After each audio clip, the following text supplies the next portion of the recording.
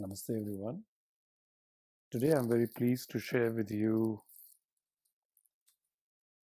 some very special and rare to find insights on Navratri and the Devi.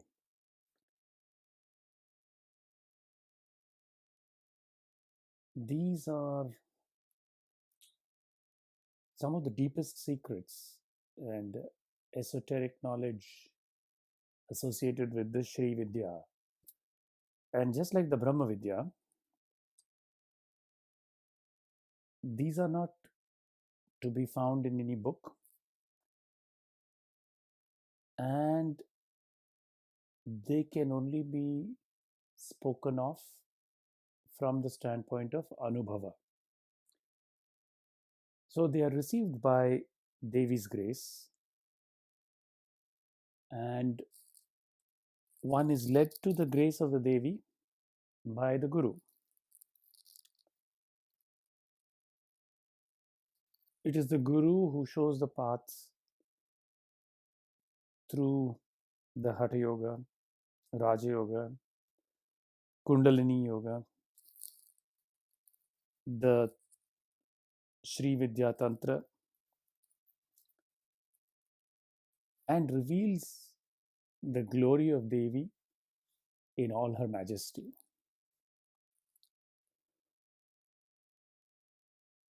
Now, Sri Adi Shankaracharya had the rare gift of being able to extract the essence out of all the vast ocean of spiritual literature that is there in our Sanatana Dharma tradition. This gift is not easily obtained, and it also takes a very sharp intellect and a razor sharp concentration to pick up on the essence when it is presented. Those of duller intellect and wavering concentration will not be able to benefit from that pith and essence when it is presented. And they also are not able to recognize the gift and grace of the Guru when it manifests in that form. Nevertheless, what is presented here will be at levels that can be assimilated by everyone. And so everyone will find something of value and utility in this presentation. So, to begin with, at the most external level, Navratri is a festival of 9 nights, and it is celebrated throughout India. And if you're familiar with the South Indian tradition, particularly in Tamil Nadu, on these 9 nights, ladies of the household will generally have something called golu, which is a 3, 5, or 7 stepped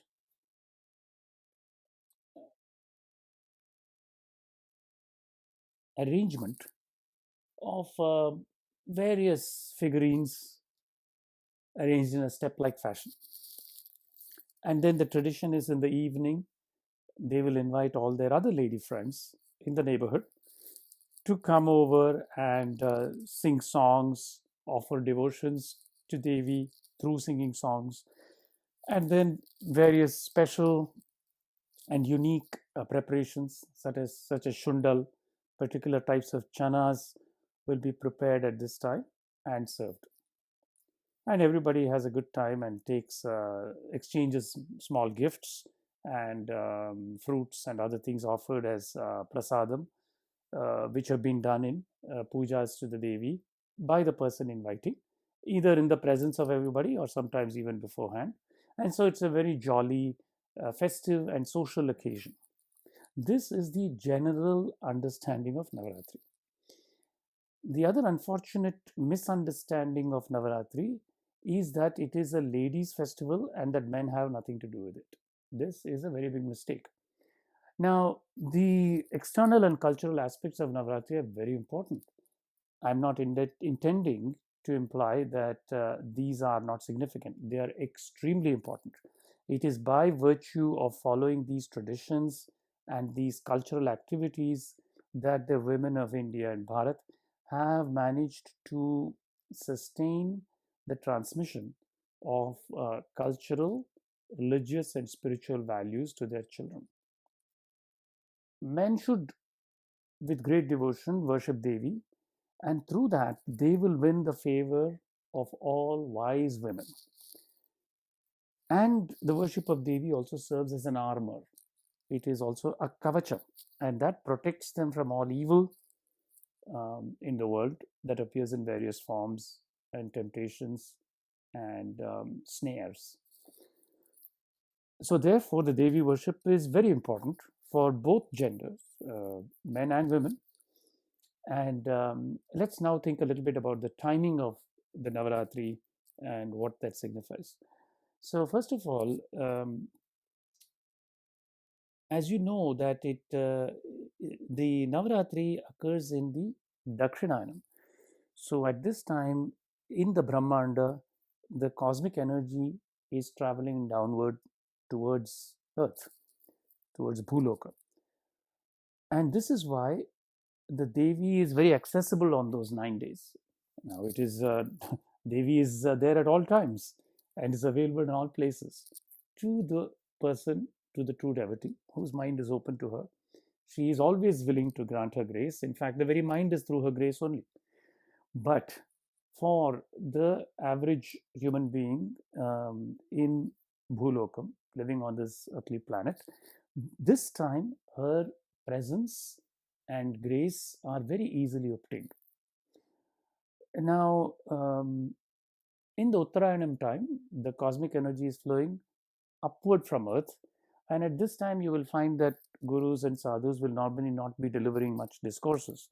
So it is in the Dakshinayana time that when the cosmic energy, the divine energy is traveling downwards, is when both the gods are accessible and the gurus and sages, their words are also manifest in the physical plane.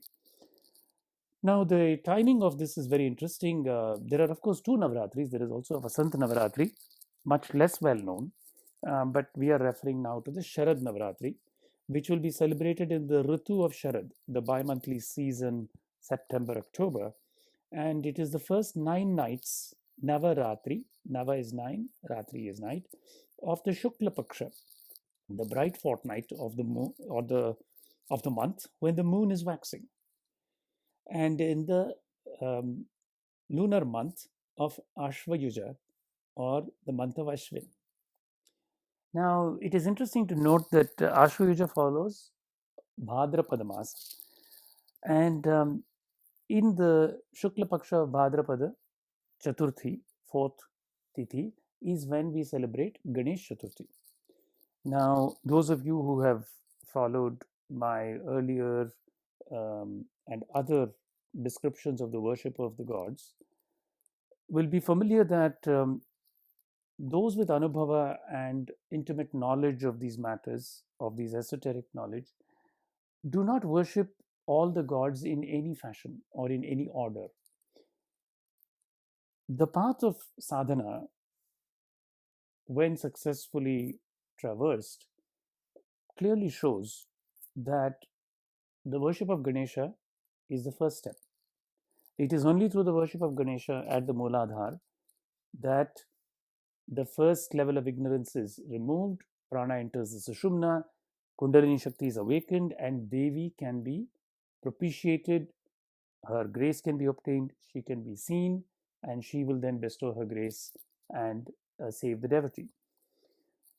So it is very natural then that in the festival season, the Ganesh Chaturthi in Bhadrapada Masa precedes the Navratri in the Ashvayuja Masa. Now, this particular year, we actually have what is called an Adhika Mas, and so we had the Adhika Ashvayuja, now we will have the Nija Ashvayuja. Now, So that much about the timing in the year and in the um, in terms of the Dakshinayana and the Ritu. So on these 9 days, as I mentioned before, Devi is easily accessible. And definitely one should participate if one is inclined in all these cultural activities, listen to the various stotrams, etc.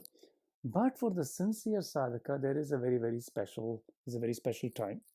And during this period, it's easiest to have a direct experience of the power of the Divine Mother, who is worshipped in the forms of Durga, Lakshmi, and Saraswati. Now, usually of the 9 nights, 3 are dedicated to each of these. But of course, Ma Shakti, Mother, Goddess, the Mother whose very form is power, Shakti, is also worshipped as Parvati, Gayatri, Bhavani, etc. Her forms are many, but she is the same. Now, when we think of Durga, Lakshmi, and Saraswati, um, I'll first try to describe to you the importance of understanding Ma Shakti as Durga. The word Durga literally means hard to go to or hard to attain. Now, although Ma Shakti is the cause of everything and is everywhere, she is hard to see or attain. This is because Ma Shakti, who is also Maya, not this, conceals or covers up her true nature that is in everything through her power, through her Shakti. Now, her Shakti has 3 aspects. First aspect is called Vikshepa Shakti. Second aspect is called Avarana Shakti. Third aspect is called Jnana Shakti. So now let us try to understand what these 3 aspects of Shakti are. Now, the first one, Vikshepa Shakti, comes from the Sanskrit root verb dhatu, trip, to throw, and it is the projecting power of Maya. Now, just as a film projector in a theater casts entrancing and captivating images on the white projector screen, the Vikshepa Shakti of Maya creates this world for us. And it is as captivating as an exciting movie into which we get deeply engrossed while we are in the theater. The second aspect of her Shakti is Avarana Shakti, which means covering up or veiling, coming from the Sanskrit dhatu root verb vr, to cover. It is this aspect of her Shakti that does not permit us to see her for what she really is. Just as we do not see the white projector screen for what it is when the movie is playing in the theater, but instead we see the colorful images that appear so real to us. So also we do not see Shakti in the external world. This happens because we usually only experience the world through our 5 senses that correspond to the Pancha Mahabhutas, Prithvi, Apah, Agni, Vayu, and Akash. Earth, water, fire, air, and space. Through dhyana or yogic meditation, prayer, or bhakti, it is possible to see through this veiling power of Maya. The third aspect of her Shakti is Jnana Shakti. The merciful Divine Mother saves us through her third aspect. Jnana means wisdom, and here it means a very special kind of spiritual wisdom or Brahma Vidya. It is the knowledge of the real nature of things, of Brahman, and it is Ma Shakti who is the path to this knowledge, that being termed Shree Vidya. So when you sit in prayer in these 9 nights of Sharad Navratri, for the 3 nights that are dedicated to Durga, you will know the true meaning of her name. We adore her for her great power in projecting this wonderful world. But most of all, we pray for her to light the lamp of wisdom within us so that we may see her in her true form. Now, in the first 3 days of the Navratri, Prathama, Dvitiya, Tritiya, Devi is easily seen as Durga, and since Durga means she who is hard to get to, this requires sadhana or devotion to Devi. As Durga, she represents the form of Devi who destroys tamas, and she helps overcome the power of tamas. She cleanses the chakras in the Mooladhara and Swadhisthana, where tamas is predominant, and raises the jiva's consciousness to the level of Manipuraka chakra in the navel. The color of the Devi is dark and black in the first 3 days. In the next 3 days, Chaturthi, Panchami, and Shashti, she is worshipped as Lakshmi, and she is seen as Lakshmi. She helps overcome the power of Rajas. She cleanses the chakras in the Manipuraka, Anahata, where Rajas is predominant, and raises the jiva's consciousness to the Vishuddhi chakra. The color of the Devi is red, and she represents Rajas in the second 3 days. In the last 3 days, Saptami, Ashtami, and Navami, she is seen as Saraswati. She helps overcome the power of Sattva. She cleanses the chakras in the Vishuddhi and Agnya, where Sattva is predominant, and raises the jiva's consciousness to the Sahasrara chakra. The color of the Devi is white and represents Sattva in the last 3 days. On Saptami, devotees invoke the Devi as Saraswati, and it is called Saraswati Avahanam. The significance of Vijayadashami is the conquest of the ego and the melting of the jiva into the Paramatma, although they were never different to begin with.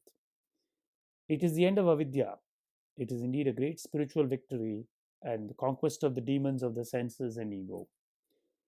May your mind ever be turned towards Devi, who is the only one reality, who through her infinite power appears as many. Worship Devi in Navratri as body, tamas, Durga, mind, rajas, for it emerges Lakshmi, and buddhi, sattva, Saraswati. This is a cryptic explanation of how Devi is to be worshipped. So, as Durga, she is able to destroy ignorance, and the famous stotras such as Mahishasuramardini, etc., correspond to this aspect of the Devi. Her particular power here is to destroy the fear of loss of the physical manifestation, the body, and she helps overcome desire in the Swadhisthana. In the next 3 nights, when she is worshipped as the mind, which is her rajasic aspect, for it emerges and represents her Vikshepa Shakti, she is worshipped as Lakshmi and clothed in red colored garments. She overcomes ignorance in the Manipuraka and Anahata chakras. This leads to great strength, clear vision, and opening of the heart to compassion and understanding. For the last 3 nights, when she is worshipped as Buddhi, the discriminating intellect, which is sattvic in nature, her Shakti is Jnana Shakti. Her sattvic nature is Saraswati and her color is white. She is worshipped in the Vishuddhi and Agya chakras, and she gives divine speech and spiritual knowledge.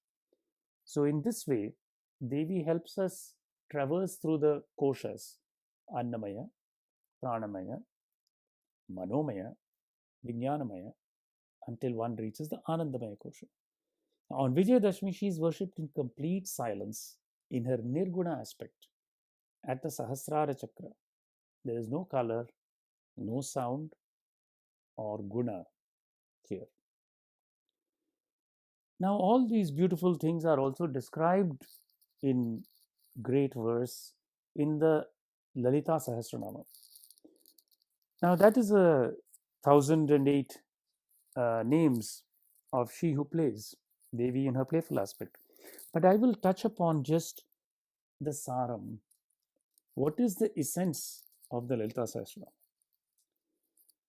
There are 2 phrases. One is Antarmukha Samaradhya Bahirmukha Sudurlabha. This is a very key verse for the sadhak.